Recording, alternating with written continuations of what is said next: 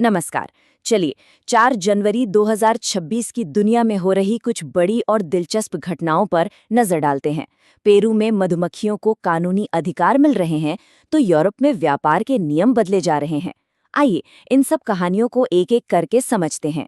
तो शुरुआत करते हैं एक ऐसी खबर से जो शायद सुनने में थोड़ी अजीब लगे, लेकिन ये हमारे प्रकृति को देखने के नजरिए को हमेशा के लिए बदल सकती है। जी हाँ, ये सच है। दुनिया में पहली बार ऐसा हुआ है कि पेरू की 2 नगरपालिकाओं ने अमेज़न की उन मधुमक्खियों को कानूनी अधिकार दे दिए हैं जिनके डंक नहीं होते। ऐसा क्यों किया गया? ताकि उन्हें जंगलों की कटाई और जलवायु परिवर्तन के असर से बचाया जा सके। ये वाकई एक ऐतिहासिक कदम है।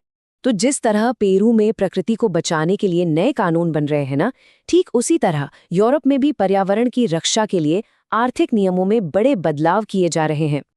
यूरोपीय संघ ने क्लाइमेट चेंज से लड़ने के लिए एक बिल्कुल नया तरीका अपनाया है, और वो है व्यापार के जरिए। 1 जनवरी 2026 से उन्होंने दुनिया का पहला कार्बन बॉर्डर टैक्स लागू कर दिया है। अब इसका मतलब क्या है?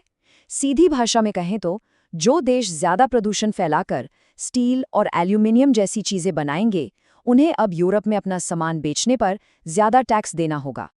देखिए, इस टैक्स का मकसद दोहरा है। एक तरफ तो ये उन देशों से आने वाले सामान को महंगा कर देगा जहां बनाने की प्रक्रिया में ज्यादा प्रदूषण होता है, और दूसरी तरफ ये पूरी दुनिया की कंपनियों को एक तरह से बढ़ावा देगा कि वो क्लीन एनर्जी और ग्रीन टेक्नोलॉजी अपनाएं। और यूरोप से एक और बड़ी खबर आ रही है। यूरोजोन ने अपने सबसे नए सदस्य का स्वागत किया है। जी हाँ, 1 जनवरी 2026 से बुल्गारिया भी अब उन देशों में शामिल हो गया है जो यूरो करेंसी का इस्तेमाल करते हैं, और इसी के साथ वो यूरोजोन का 21वां सदस्य बन गया है। अच्छा, अब यूरोप से सीधा चलते हैं भारत की ओर। यहाँ भी विकास की रफ्तार काफी तेज है, चाहे वो इंफ्रास्ट्रक्चर हो, गवर्नेंस हो या फिर रक्षा का क्षेत्र। भारतीय रेलवे में एक नया अध्याय शुरू हो रहा है।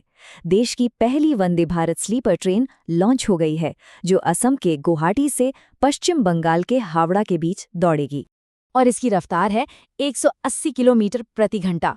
ये ट्रेन न सिर्फ सफर के समय को कम करेगी, बल्कि अपनी आधुनिक सुविधाओं से रात की यात्रा को भी बेहद आरामदायक बनाएगी। ये वाकई भारत के रेलवे नेटवर्क के आधुनिकीकरण का एक बेहतरीन उदाहरण है। अब बात शासन की। असम ने एक ऐसा कदम उठाया है जो भारत में पहले किसी राज्य ने नहीं किया। उसने अपने सरकारी कर्मचारियों के लिए 8वें वेतन आयोग के गठन का ऐलान कर दिया है, जिसका मकसद वेतन और पेंशन की समीक्षा करना है। नभः स्पृशम दीप्तम, मतलब touch the sky with glory. भारतीय वायुसेना का ये शक्तिशाली आदर्श वाक्य एक बड़े नेतृत्व परिवर्तन की जमीन तैयार कर रहा है। एयर मार्शल नागेश कपूर ने नए vice chief of air staff का पदभार संभाल लिया है। उन्होंने एयर मार्शल नागेश्वर तिवारी की जगह ली है।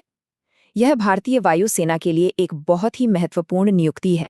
चलिए अब आगे बढ़ते हैं और देखते हैं कि भारत अपनी प्राकृतिक और सांस्कृतिक विरासत को सहेजने के लिए विकास के साथ कैसे संतुलन बना रहा है। कहानी शुरू होती है बिहार के वाल्मीकि टाइगर रिजर्व से। यहाँ की एक चुनौती है, इस रिजर्व में सिर्फ 45 बाघों के रहने की ही क्षमता है। लेकिन हुआ ये है कि यहाँ बाघों की आबादी बढ़कर 54 हो गई है, मतलब क्षमता से कहीं ज्यादा, और इसी वजह से एक बड़ा फैसला लेना पड़ा। तो इस बढ़ती आबादी को संभालने के लिए और बाघों को एक बेहतर माहौल देने के लिए कैमूर वन्यजीव अभयारण्य को अब बिहार के दूसरे टाइगर रिजर्व के तौर पर अपग्रेड किया जाएगा। तो एक तरफ बिहार में जानवरों को बचाने के लिए नए घर बनाए जा रहे हैं, तो वहीं दूसरी तरफ तमिलनाडु में इंसान और जानवर के बीच के सदियों पुराने रिश्ते का जश्न मनाया जा रहा है। जी हाँ, हम बात कर रहे हैं जल्लीकट्टू की, जो थाचनकुरिची गांव में पूरे जोश और उत्साह के साथ शुरू हो गया है। और अब आखिर में नजर डालते हैं वैश्विक मंच पर। देखते हैं कि कूटनीति में कौन आगे आ रहा है और साहित्य की दुनिया में किसे सम्मान मिल रहा है। 52वें G7 शिखर सम्मेलन, यानी दुनिया के 7 सबसे शक्तिशाली देशों की बैठक कहाँ होगी, इसका ऐलान हो गया है। 2026 में इसकी मेजबानी फ्रांस करेगा, और ये बैठक एवियन लेस्बेंस शहर में होगी। अब बात साहित्य जगत की। प्रतिष्ठित इफ्को पुरस्कारों ने 2 बहुत ही प्रभावशाली लेखिकाओं को उनके काम के लिए सम्मानित किया है। मैत्री पुष्पा को साहित्य सम्मान दिया गया है और अंकिता जैन को युवा साहित्य सम्मान से नवाजा गया है। तो इन सब अलग अलग खबरों को जोड़कर देखें तो क्या तस्वीर बनती है?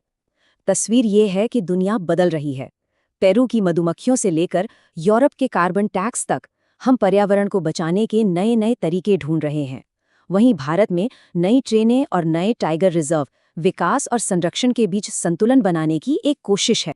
और ये सब हमें एक बड़े सवाल पर लाकर छोड़ देता है। आने वाले समय में हमारी दुनिया को सबसे ज्यादा क्या बदलेगा?